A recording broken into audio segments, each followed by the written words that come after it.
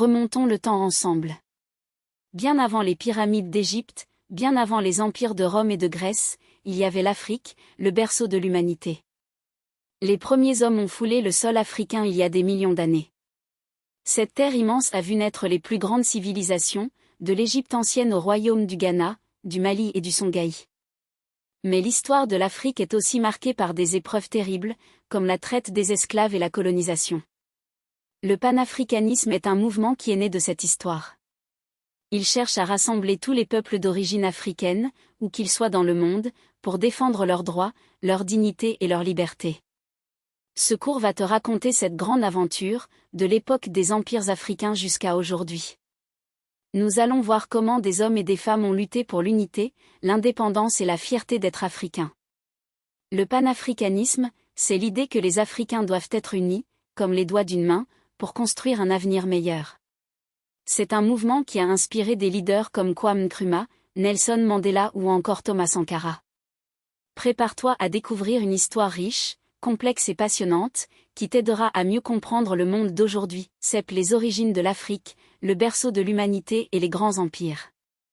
Avant de parler du panafricanisme, il faut comprendre d'où il vient. L'Afrique est le continent où l'humanité est apparue.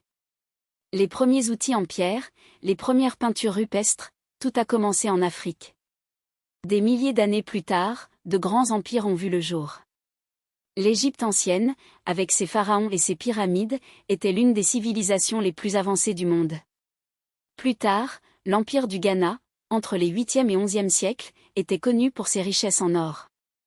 L'empire du Mali, au 14e siècle, était dirigé par le célèbre Mansa Musa, l'homme le plus riche de l'histoire. L'empire du Songhai, au XVIe siècle, était un centre de savoir et de commerce.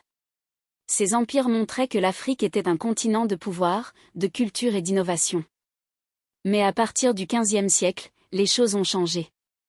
Les Européens sont arrivés sur les côtes africaines. D'abord pour le commerce, puis pour capturer des hommes, des femmes et des enfants.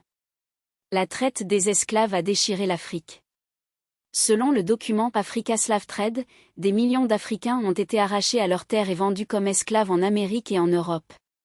Cette période a été une tragédie immense, mais elle a aussi semé les graines du panafricanisme. Les descendants d'Africains, déportés loin de leur patrie, ont comment? Le vent de l'histoire a changé. Les puissances coloniales étaient affaiblies. Les peuples africains ont intensifié leur lutte pour la liberté. En 1957, le Ghana est devenu le premier pays d'Afrique subsaharienne à obtenir son indépendance. Son leader, Kwame Nkrumah, était un fervent panafricaniste. Il rêvait d'une Afrique unie, d'un seul gouvernement africain. Il a organisé la Conférence des États africains indépendants en 1958 et a contribué à la création de l'Organisation de l'Unité africaine, où Nkrumah disait « L'Afrique doit s'unir ». D'autres pays ont suivi, le Nigeria en 1960, le Kenya en 1963, l'Angola en chaque indépendance était une victoire pour le panafricanisme. Mais la route était difficile. Les nouveaux pays africains devaient faire face à des défis énormes, la pauvreté, les guerres civiles, la dépendance économique. Le panafricanisme a évolué. Il ne s'agissait plus seulement de libérer l'Afrique, mais de la développer. Des leaders comme Julius Nyerere en Tanzanie et Thomas Sankara au Burkina Faso ont tenté de construire des sociétés justes et unies. En Afrique du Sud, Nelson Mandela a lutté contre l'apartheid, un système de ségrégation raciale. Mandela est devenu un symbole mondial de la lutte pour la liberté et la dignité.